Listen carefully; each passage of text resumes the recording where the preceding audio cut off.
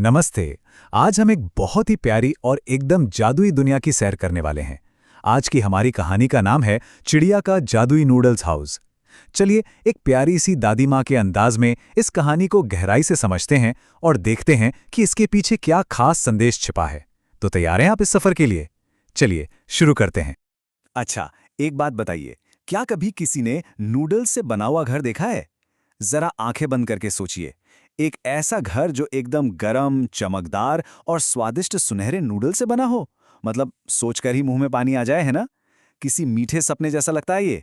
और यहीं से शुरू होती है हमारी आज की कहानी, जो शुरुआत में ही मन में एक गजब की उत्सुकता जगा देती है। तो मिलिए हमारी कहानी की हीरो नन्ही और बेहद प्यारी चिंकी से। चिंकी एक बहुत ही खुशमिजाज पीली चिड़िया है।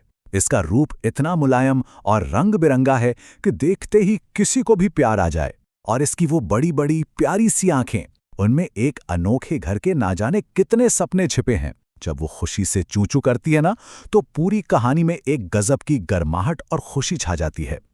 अब इस जादुई सुबह के सफर को थोड़ा करीब से देखते हैं। सबसे पहले जंगल में सुबह की वो सुनहरी धूप, फिर हमारी चिंकी का दाने की तलाश में निकलना, और फिर वो जादुई पल, उसे मिलती है चमकते हुए जादुई नूडल्स की एक सुनहरी थाली। आसपास हवा में तैरती सुनहरी चमक के बीच नूडल्स को देखकर चिंकी के चेहरे पर जो हैरानी और खुशी का भाव आता है, वो बस देखने लायक है। उसके मुंह से बस यही निकलता है, अरे वाह। और पता है, जैसे ही चिंकी ने उन स्वादिष्ट नूडल्स को चखा, जंगल की उस कोमल चमकती रोशनी के बीच हवा में एक बहुत ही रहस्यमयी और मीठी सी आवाज गूंजी।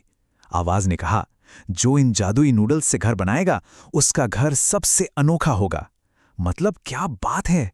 इसे एक जादुई वादे ने चिंकी के सपनों को जैसे पंख लगा दिए। ये पल एकदम किसी सपने जैसा था, और यहीं से शुरुआत होती है उसके सपनों का घर बनाने की। तो बस फिर क्या था, शुरू हो गया घर का निर्माण। चिंकी ने अपना ये जादुई नूडल्स हाउस 3 आसान चरणों में बनाया। सबसे पहले उन गर्मा गर्म जादुई नूडल्स को इकट्ठा किया, फिर उन चमकदार सुनहरी दीवारों को बड़ी ही मेहनत से बुना, और आखिर में दरवाजे के पास लाल लाल टमाटर के टुकड़ों से एकदम बेहतरीन सजावट कर दी। जरा सोचिए, वो भाप छोड़ते नूडल्स कितने गर्म और स्वादिष्ट लग रहे होंगे। चिंकी ने बहुत ही गर्व के साथ अपना ये सुंदर सा घर तैयार किया था। अब भाई कहानी है तो थोड़ा रोमांच तो बनता है ना। तभी एंट्री होती है एक भूखे और थोड़े से नासमझ कौए की। काव काव, कितनी स्वादिष्ट खुशबू आ रही है। असल में उन गरम नूडल्स की महक पूरे जंगल में फैल गई थी और इस कौवे को अपनी ओर खींच लाई। उसकी हालत देखकर कोई भी समझ जाए कि वो कितनी जोरों की भूख से तड़प रहा था। और सच कहें तो नूडल्स की खुशबू किसी का भी मन ललचा सकती है। अब यहाँ कौवा सोचता है कि यार थोड़ा सा नूडल खा लूंगा तो पेट भर जाएगा, लेकिन वो एक बहुत बड़ी गलती कर बैठता है। वो नूडल्स हाउस की उन प्यारी सी सुनहरी दीवारों को अपनी चोंच से कुतरना शुरू कर देता है। अब चिंकी की हालत सोचिए।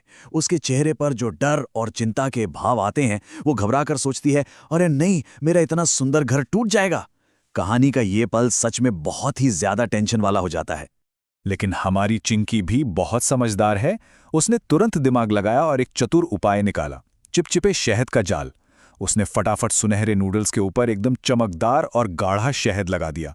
और फिर जो हुआ, कौवे की चोंच पूरी तरह से उस शहद में जाकर चिपक गई।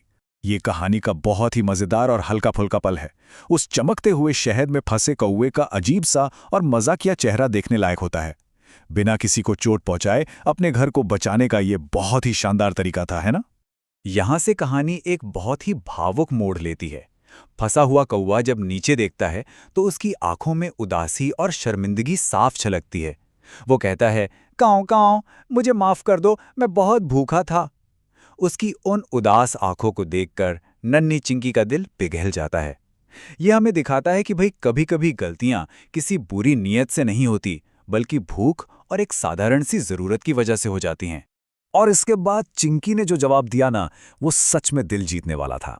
उसने कहा, अगर तुम्हें भूख लगी थी तो प्यार से मांग लेते। यहां चिंकी के शब्दों में जो कोमलता और अपनापन है, वो सचमुच बहुत खूबसूरत है। गुस्से में रहने के बजाय वो उसकी परेशानी को समझने की कोशिश करती है। यहीं से इन दो बिल्कुल अलग पक्षियों के बीच एक सच्ची दोस्ती की शुरुआत होती है, जिसकी जादुई चमक आप साफ महसूस कर सकते हैं। अब जरा दोनों स्थितियों की तुलना करके देखते हैं। बांटने से पहले ये नूडल्स हाउस दिखने में बहुत सुंदर था, जादू से चमक रहा था, लेकिन एकदम अकेला था। और जब चिंकी ने कौवे के साथ उन गरम स्वादिष्ट नूडल्स को साझा किया, तब क्या हुआ?